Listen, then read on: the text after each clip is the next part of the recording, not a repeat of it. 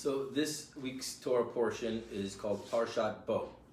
And so I'm going to begin with just focusing on the opening words of this portion.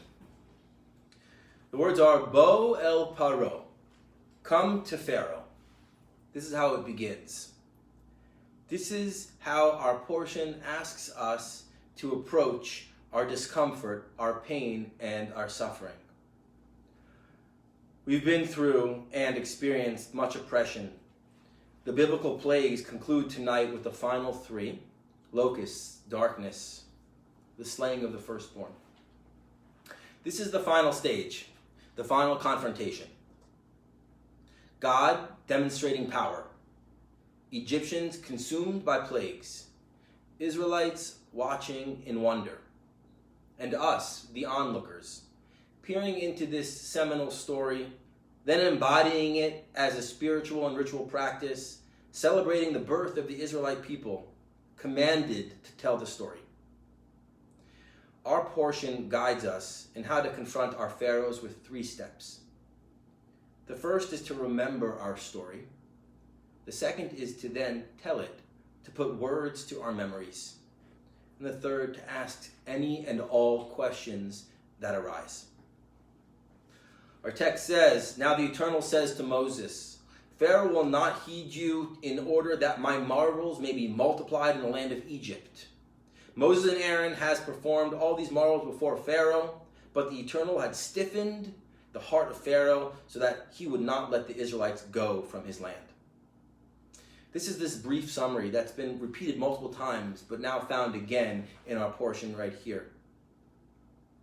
To enter into this story is at once to make sense of this biblical narrative and to simultaneously see ourselves within the text. This is the first step, the practice of remembering. Gabriel Garcia Marquez writes, what matters in life is not what happens to you, but what you remember and how you remember it. I remember that last year, Passover was the first major holiday we celebrated virtually. I remember that though this is one of my favorite holidays, there was a certain heaviness around not being able to celebrate it as we usually do. This heaviness that I felt leads me to think about the heaviness, the stiffened heart of Pharaoh. The word that is used sometimes to describe Pharaoh's heart is kaved. This word shares the same root letters as the word kavod, meaning honor or dignity. The Musar Torah commentary reminds us that this root carries with it other meanings as well, like sweeping, as in sweeping the floors to treat a place honorably. Liver, the organ credited to purifying the body's blood. And heavy. This single root contains nuances of purification, cleaning up, heavy lifting, and as a result of the effort, honor. I remember my heaviness and reflect that this heaviness, kaved, was on a journey to transforming into kavod, honoring what was happening in our lives and remaining safe and separate in the face of a pandemic. Shifting my understanding around this notion of heaviness, I have a deeper understanding of the opening line of this week's reading. It could have said, go to Pharaoh, but instead it says, come to Pharaoh. The Musar teaching goes on, in most cases, go is any movement away from the speaker, whereas come is any movement toward the speaker. To whom shall Moses come? To God, we suppose, for I, the speaker, is God, who has hardened Pharaoh's heart. Does that mean that God is where Pharaoh is? Does that mean that there is a breath of godliness even within Pharaoh, the incarnation of cruelty and arrogance? Does that same spark of God that lives in everyone and everything also live in Pharaoh? Apparently so. My giving Pharaoh some kavod, some honor, turned things around. I remember the Exodus narrative of Pharaoh's oppression, of Israelites' enslavement, of Moses and God confronting Pharaoh and getting the Israelites out of slavery. And I want to remember that this dialogue between Moses and Pharaoh is a timeless narrative of self. And not just a retelling of our ancient story or what has happened to us over the past year, but an aspect of self that has always been present within, just below the surface. that within us is a hardened heart and an opened heart, a hardened self and a receptive self. That within us lies a voice of suffering and oppression and separation, and at the same time a voice that says, I am free and I am intimately connected to everyone else. Our text is challenging us to come to Pharaoh, the Pharaoh of our own suffering, with honor and not heaviness. And when we can do this, perhaps we can begin to transform and see a holy heart and not a heavy one. Remembering what was and how it can be now. When we can begin to approach our inner discomfort, our suffering heart in this way, we can begin to tell the story of what happened and what's happening. Our text not only provides us with this reframing, but also provides us with a manual for this liberation project. Our text goes on that on the 10th day of this month, each shall take a lamb to a family. You shall keep watch over it until the 14th day of the month. And all the assembled congregation of the Israelites shall slaughter it at twilight. They shall take some of the blood and put it on the 2 doorposts and the lintel of the house in which they are to eat it. And the blood on the houses where you are staying shall be a sign for you. When I see the blood, I will pass over you, so that no plague will destroy you when I strike the land of Egypt. This day shall be to you one of remembrance. You shall celebrate it as a festival to the Eternal throughout the ages. You shall celebrate it as an institution for all time.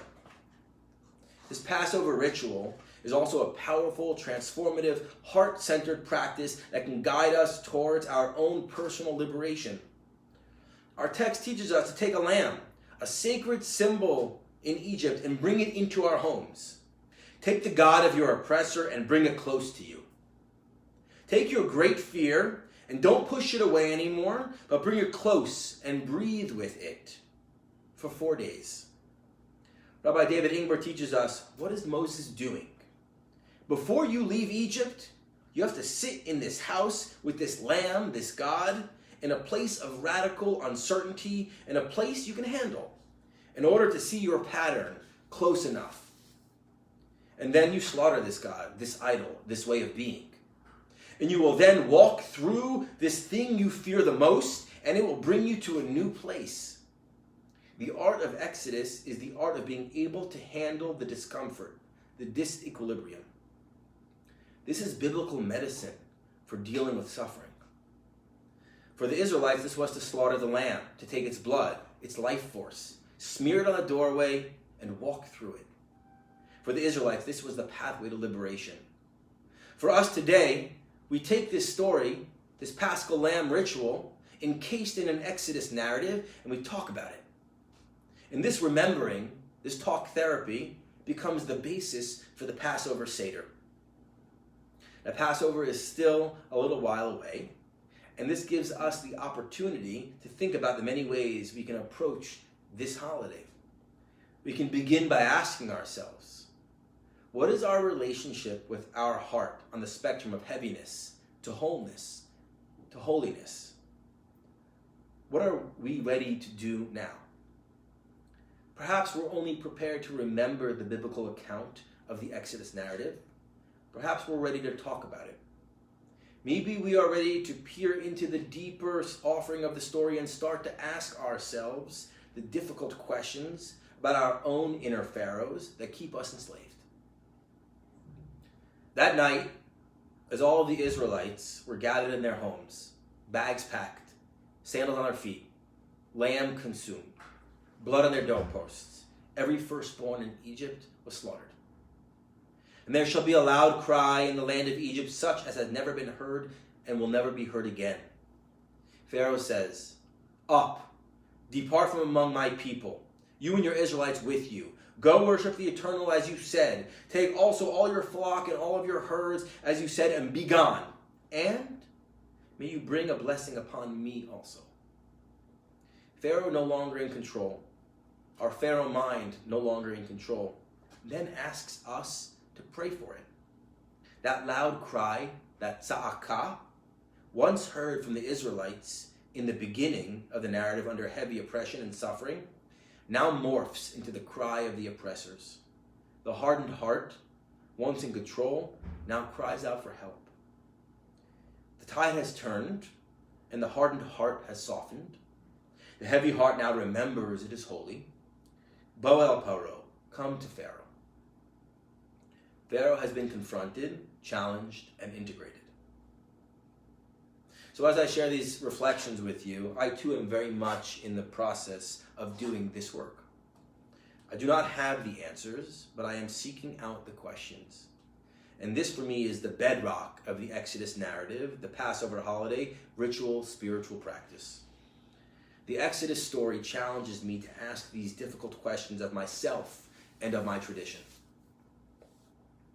I remember that this story can be mapped onto my own life, that I can cause myself suffering, that I can liberate myself, that I can honor my heart by approaching it with holiness and not heaviness, that I can get out of Mitzrayim, my own personal narrow space. I have to read myself into the text and confront my own inner pharaohs. So in moving from remembering to telling our story to asking questions, there's a Tibetan prayer that can guide us wherever we are along this path. It says, "Grant that I may be given appropriate difficulties and sufferings on this journey, so that my heart might be truly awakened and my practice of universal liberation and compassion may be truly fulfilled." To embark on this practice is no small feat. It might be the most important practice in our lives. It might sound so overwhelming that the way in is impossible, and so I hear these words of Mark Nepo. As the seed buried in the earth cannot imagine itself as an orchid or a hyacinth, neither can a heart packed with hurt imagine itself loved or at peace. The courage of the seed is that once cracking, it cracks all the way. May we each be that seed and begin to crack open little by little. May our practice of remembering guide us to find the words to tell the story, to tell our story, and to see them as one and the same. May we have the strength to ask ourselves the questions that will lead us from heaviness towards holiness. Shabbat Shalom.